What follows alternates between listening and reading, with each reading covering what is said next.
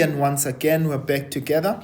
So we are now looking at question 3.2. Our last video was on 3.1, right? We're dealing with exponents there. Now we're dealing with logs. So if you haven't subscribed, make sure you're part of the family, all right? So asingene gubo, asbangene. Log 72 minus log 2 divided by log of 6. Now what we are going to do is try to simplify this as much as possible. So they say to us, write down the following as a single logarithm, right? So we've got log 72 minus log 2. Now how do we do that? So please remember, firstly, if I've got log of 72 minus the log of 2, now we know our bases are the same and we are subtracting. So this can be written as log 72 divided by 2. Now remember the laws of logs are that if we are dividing our bases, right, it means that the logs will subtract. So in this case, we are reversing that law, right? So we are subtracting. So it means that we are actually going to be dividing the indices, right?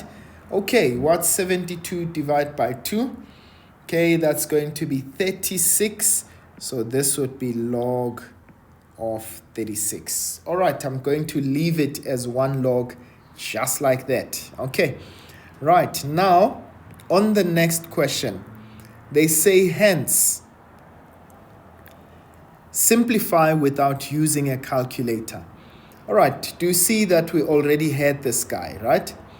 So we know that this gives us log of 36.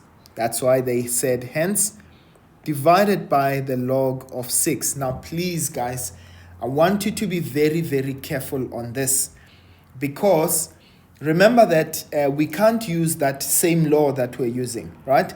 Now we are dividing a log by another log, okay? We are not just dividing the indices or the numbers, okay?